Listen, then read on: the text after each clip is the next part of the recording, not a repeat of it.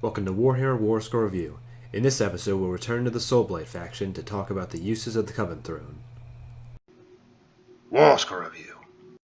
The Coven Throne is fairly mediocre at first glance, but after really thinking about the different uses of its abilities, you can get a solid support model for your Death Grand Alliance or even Soulblight faction.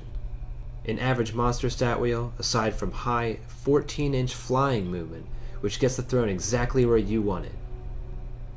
4 weapons totaling 25 attacks at full strength, but there's not much rend or multiple damage weapons to be seen, so it won't be doing many wounds. The Spectral Host will probably be doing the most damage, giving out mortal wounds on 6s to hit. The Handmaiden Scrying Pool gives you a reroll that can be used once per game on any roll, and it's an amazing ability. The FAQ also rules that, with this wording, you can even force your opponent to reroll a die. Rerolling that pivotal initiative or save roll can be crucial, but so can forcing your opponent to reroll the 6 they rolled on damage with a weapon that can kill something integral to your plan. If you decide to take them as the general of your army, the Queen that rides the throne has a command ability that allows you to choose the result of ties on the initiative roll. This is an extremely valuable ability. Along with the Scrying Pool, this gives you a pretty good control over an initiative roll or two. Their spell is called Beguile, and it is extremely interesting. Against the right target, the Coven Throne can really become quite the nuisance to the opponent. Choose a target within 12 inches and roll 3d6. If you beat their bravery, they can't target the Coven Throne with spells or attacks until your next hero fate. This can be used to roadblock a really strong unit. The throne could beguile a target and then charge it, or even just move up to it sideways, taking up as much room as possible. After it locks models in base contact, you can charge from the sides with stronger units, so the enemy can't pile into the flanking models because it's stuck dealing with the throne, whom it can't attack. With this tactic, it's best the throne and its support try to split off an enemy unit and take them out one at a time. On the downside, Beguile does have that 12-inch range, which limits your chances of making full use of its awesome movement characteristic. With all its abilities, the Coven Throne can become a support piece, a roadblock, or even make a solid general.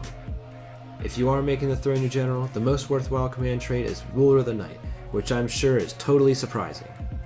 Only one artifact really stands out, the Cursed Book. It really gives them a reason to crash into the middle of a unit. The Coven Throne could do their annoying Beguile and Roadblock, but debuff while they're doing it. Remember, this is also against shooting attacks.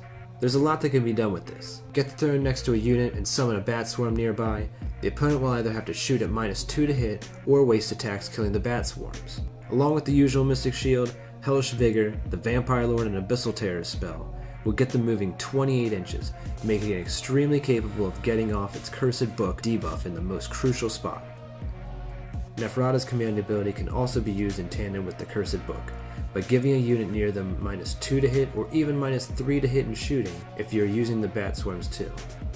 Conversely, if you want to focus on optimizing the Beguile spell, Archon could be a good general to use with them.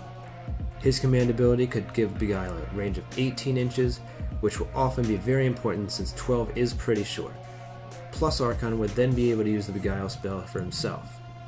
The Coven Throne works well with most Death factions. It operates pretty independently, so you don't have to worry about bringing other models just to buff it. Death Star type models are actually probably the best thing they can go after, presuming they can ensure beguiling at first. Avoid getting around too many units at once, and it can only really do decent damage to units with low saves. If you're fighting against the Coven Throne, don't leave your hard-hitting units by themselves. It's good to keep something near them that can kill the throne in case they are stuck and beguiled. Sometimes it's worth retreating with a unit to get a fresh one in. The Coven Throne gets a 3 out of 5, since there are ways to use the throne that can be effective, but they aren't very straightforward, and its abilities that are really good suffer from low range or limited usage. What do you all rate the Coven Throne? Is this how you use it? Let me know in the comments what you think. Something else to leave in the comments is a suggestion on a war scroll you'd like to see covered. Thanks for watching.